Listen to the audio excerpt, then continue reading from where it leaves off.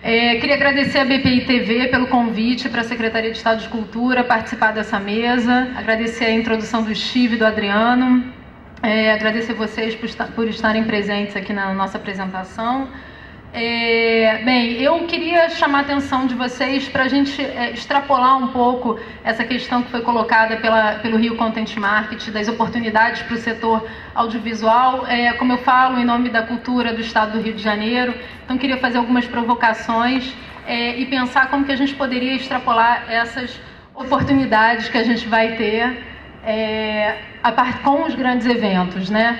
Acho que é importante a gente pensar que no Rio de Janeiro a gente, na verdade, já tem grandes eventos acontecendo há muitos anos, né? A gente já tem o Carnaval, o Réveillon, que são uma das maiores festas que acontecem no mundo, festas ao ar livre, enfim, no verão do Rio de Janeiro há muitos anos, Carnaval desde a década de 30, esse Carnaval de rua que passou por diversas transformações, mas o Rio de Janeiro, o Festival do Rio, Fashion Rio, enfim, diversos eventos, o próprio Rio Content Market que tem se firmado, já vem acontecendo há alguns anos, décadas, e eu acho que a gente está, na verdade, trabalhando depois que as Olimpíadas do Rio de Janeiro, as Olimpíadas realmente foram conduzidas para o Rio ser a sede em 2016, uma série de outros eventos foram atraídos para a capital, né? Então a gente tem 2012, vamos ter um grande evento que é o Rio Mais 20, 20 anos depois da Eco 92, que foi um evento após queda do Muro de Berlim,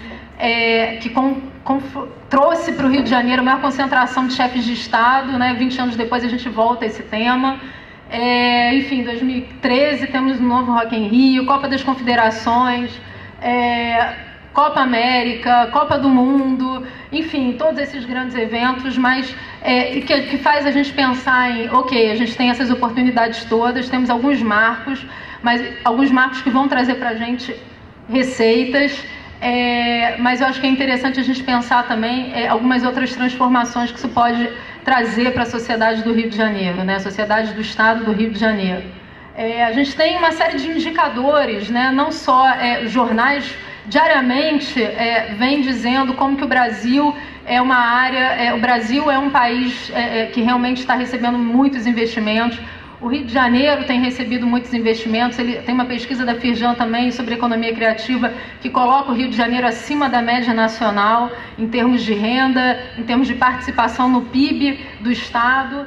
O Brasil, então, por diversas agências internacionais e de análise de mercado, vem apontando o Rio, vem apontando o Brasil, o Rio como produtor audiovisual, mas vem apontando sempre o Brasil próximo a grandes potências, né? A China, colocando o Rio realmente no rol dos grandes países dos grandes investimentos. Sim, o Brasil realmente está despontando como um grande produtor audiovisual, né? A gente tem, agora com essa mudança da nova lei, uma série de novas possibilidades, injeção de mais de 400 milhões por ano nesse mercado, né? Mas a gente também tem uma oportunidade maior do que a oportunidade econômica, e era isso que eu queria realmente trazer à luz aqui para vocês, colocar isso em pauta também, né? Que outras possibilidades a gente tem com esses grandes eventos, com essas transformações todas que vêm acontecendo na cidade, né? Os grandes eventos foram catalisadores de outras transformações, junto com outras políticas, né? Que aí eu acho que entra muito o papel do poder público, né? O que o governo, em parceria com a sociedade, que mudanças a gente vem trazendo, vem tentando construir com isso, né? E aí eu acho que também é importante se questionar qual é o papel da cultura dentro da Secretaria de Cultura, mas qual o papel da cultura em todas essas mudanças. As mudanças econômicas vão acontecer sim, mas eu acho que as mudanças econômicas, elas sempre estão atreladas a mudanças sociais e a mudanças culturais. Bem, a gente, quando essa nova gestão da economia da Secretaria de Cultura, né, ela se perguntou muito no início, há quase 5 anos atrás, que cultura é essa que a gente vem desenvolvendo na Secretaria, né? O que é essa instituição, qual é a relevância dela para o Rio de Janeiro, né? Eu lembro sempre de uma frase da Adriana que dizia que essa secretaria podia fechar, que ela não ia fazer a menor diferença para o Rio de Janeiro, né? A relevância dela naquele período, 2007, era nula. Então, como que a gente poderia pensar, que conceitos, que significados a gente poderia pensar sobre cultura, sobre o papel da cultura na transformação social dentro de numa cidade e num estado que é grande produtor cultural, né, tem um histórico enorme em relação à relevância cultural para o país. Então, diante disso, diante desses questionamentos sobre o novo papel que a Secretaria queria se colocar para a sociedade fluminense, a gente, enfim, pensou em alguns conceitos, e principalmente o conceito de cultivo, né, o conceito de agricultura, o conceito de fomentar, né, que é manter aceso toda essa cultura, todo esse caldeirão cultural que é o Rio de Janeiro, né.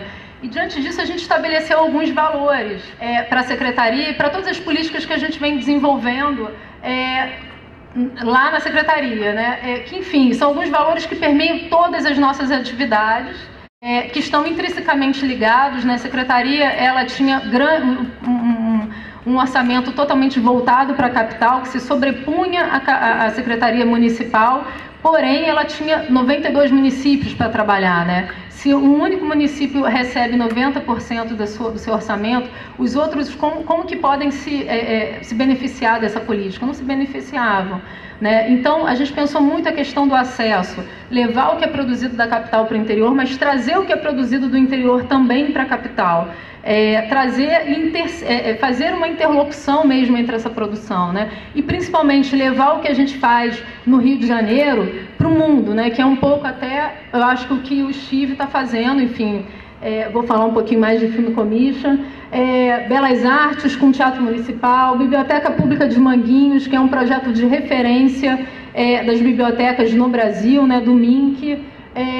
Museu da Imagem e do Som, que eu acho que muda, é um marco de mudança para a política de museus e também um marco de mudanças de relação da tecnologia no museu com o conteúdo, né? Eu acho que a gente aqui está no mercado de conteúdos, é importante falar que não é só para a TV o conteúdo que a gente tem que gerar, né? Diversas plataformas que a gente tem para poder trabalhar isso, conteúdos anteriores, né? Conteúdos antigos que são retransformados via tecnologia, enfim, que são reposicionados, e eu acho que o MIS é realmente uma referência nessa mudança.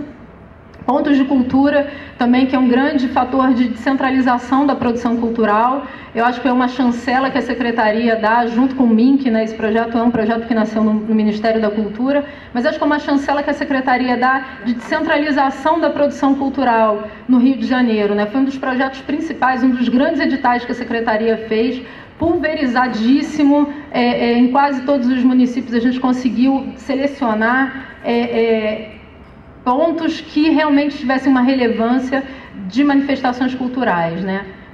E realmente você descentraliza essa produção, você não coloca ela apenas em grandes instituições culturais produtoras de cultura, mas você também coloca a sociedade como produtor de cultura, você chancela essa produção de uma outra maneira. O edital do funk, que na verdade é um marco para toda a nossa política de edital, o edital do funk foi um reconhecimento da Secretaria, colocando o funk realmente como uma manifestação genuína do Rio de Janeiro, reconhecendo que é, sim, uma manifestação da mais alta importância cultural. Agora, e também marcando a característica dos editais da Secretaria. Eu acho que se a gente vê o conjunto que a gente faz hoje, que são aproximadamente 45 editais de fomento direto, todos eles, em todas as áreas, possuem técnicos que estão ligados ao mercado e conversando com a sociedade, que eu acho que é o mais importante, né? A gente não está fazendo nada sozinho dentro da Secretaria, mas a gente está o tempo inteiro buscando essa comunicação e buscando também essas transformações que estão acontecendo nessa sociedade tão mutante e acelerada, e, enfim, com tantas demandas que a gente tem para entregar hoje. Enfim, Cultura Digital, um grande projeto também internacional, que estava em São Paulo, a gente conseguiu trazer para o Rio de Janeiro. O Rio Criativo, que é a nossa incubadora de empresas criativas, é a primeira incubadora cultural governamental, enfim, que tem toda uma proposta muito diferenciada de empreendedorismo cultural. E o papel da Superintendência do Audiovisual, que é a área a qual eu represento, dentro de todas essas transformações, né? A gente está no mercado de audiovisual, o que a gente tem feito? A gente realmente, dentro da Superintendência, a gente trabalha com todos esses conceitos de diferentes maneiras, né?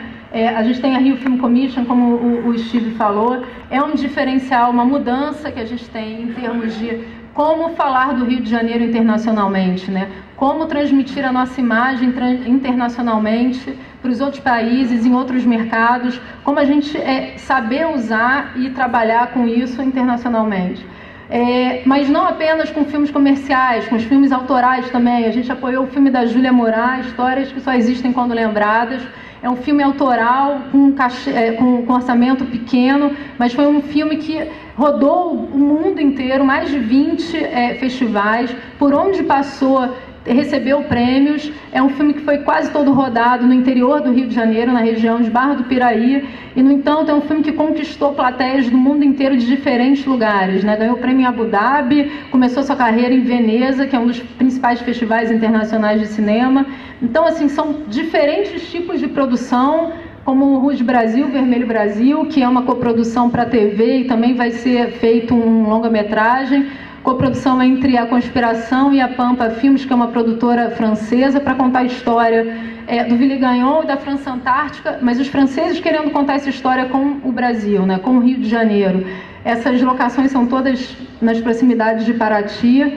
É interessante que foi uma produção que, além de gerar todo um orçamento, enfim, toda uma construção financeira super complexa, ela também gerou uma troca de informações, uma troca de profissionais, enfim, uma troca de tecnologia de produção de audiovisual muito rica, né? Amanhã vai ter um case também, eles vão falar exatamente uma mesa, exatamente para falar desse case Rouge Brasil, Vermelho Brasil no Rio de Janeiro.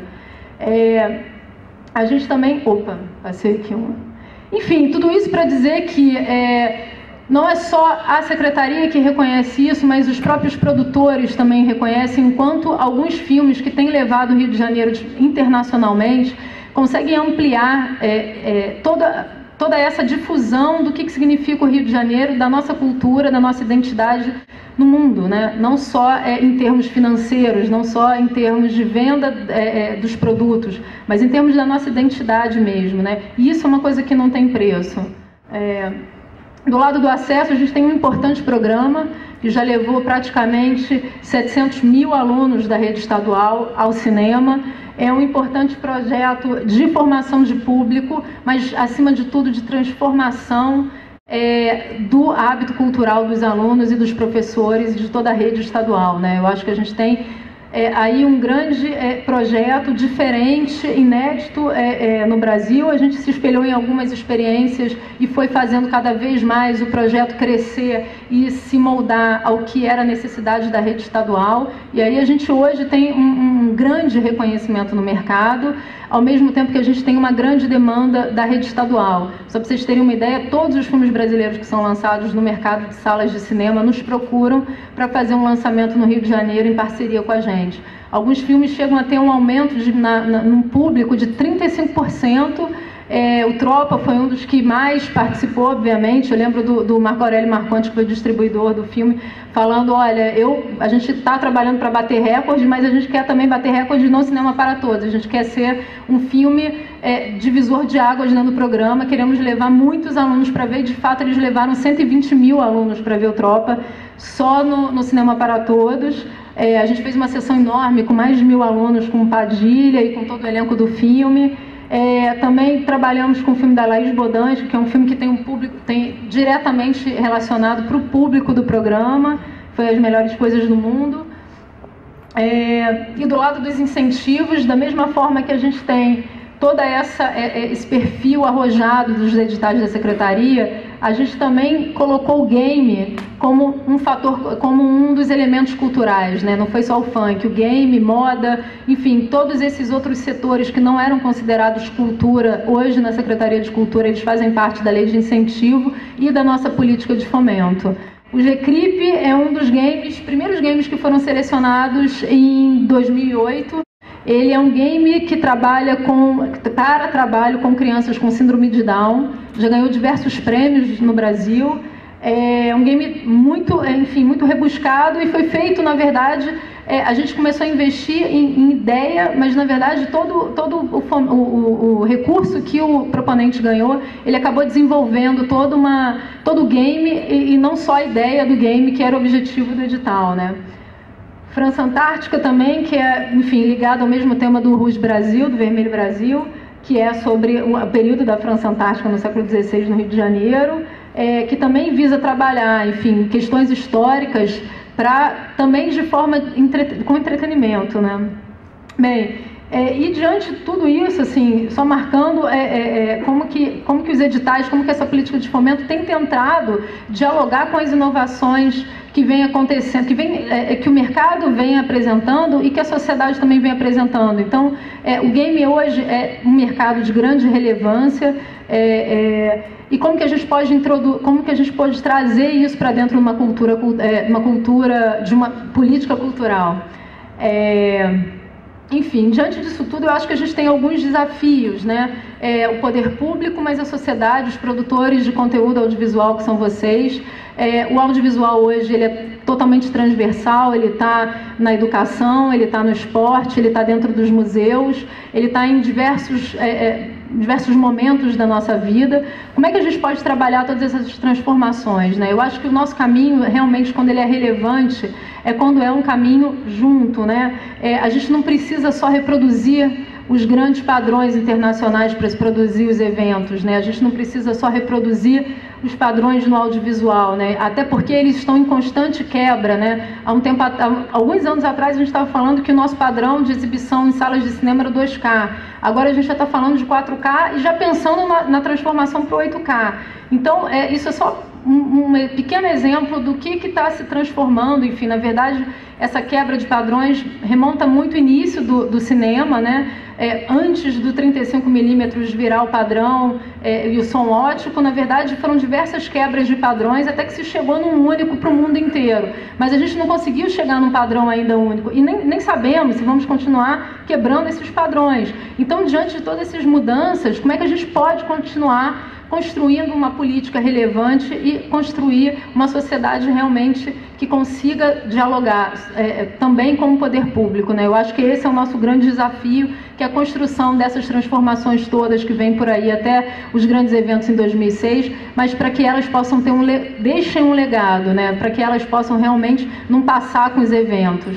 Eu acho que esse é o principal questionamento que eu queria apresentar para vocês e colocar também aqui todo o trabalho que a gente vem fazendo na Secretaria de Cultura. Obrigada. Enfim, estou aberta a perguntas no final, quem quiser. Obrigada.